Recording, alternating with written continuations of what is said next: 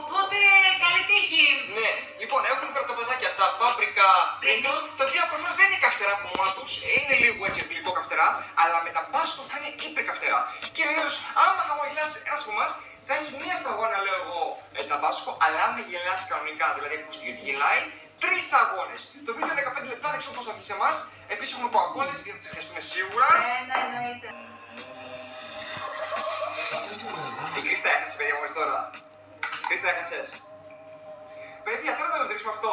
Δηλαδή, δεν γελάει επειδή της φάνηκε αστείο, αλλά νομίζω γελάει επειδή άρχισε το challenge. Όχι, μου φάνηκε πάρα πολύ αστείο. Θέλεις! Είναι σου ευκαιρία, μία ευκαιρία. Καλά, δώσε μου μια ευκαιρία. Ωραία, τέλος, τώρα σοβαρή, πάμε. Οκ, τώρα είσαι. Όχι, δεν είναι κάνω αυτό. Γέλασε! Και εγώ πήγα τα κομμάτια και μη γέλασα! Άκη, δύο πρέπει να πάμε. Από 3 αγώνες. Εσύ δεν ξέρω. Και εσύ από 3 αγώνες, φούγα. 3 αγώνες και οι 2 πάμε, έλα. Λοιπόν. Παιδιά, γιατί να ανοίξω την κοκακόλα μου. Καλά κάνεις. Λοιπόν, το παδάκι μου θα βάλω τα μπάσκετ πάνω. Λοιπόν, δεν ξέρω αν φαίνεται, ελπίζω να φαίνεται στη κάμερα, ελπίζω να φαίνεται πάρα πολύ. Άμα το πάει λίγο πιο κοντά. 1, 2, 3, 4! Όπα! 1, 2, 3. Τρεις, όπα! Δεν μπορώ. Φρωμάει απίστευτα το μάτι, παιδιά. Έτοιμοι.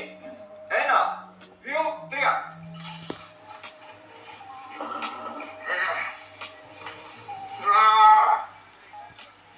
Στο γεύση δεν είναι ωραίο.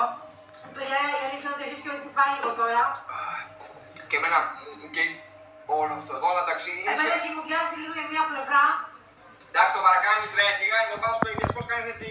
Ρε, είμαστε τσιλάροι μόνο, τσιλάροι παιδιά. Το είδαμε αυτό, ναι. Τώρα άμα γελάς στο ίδιο δεν πειράζει, άμα γελάς στο ίδιο. Μπορείς να γελάς το τώρα.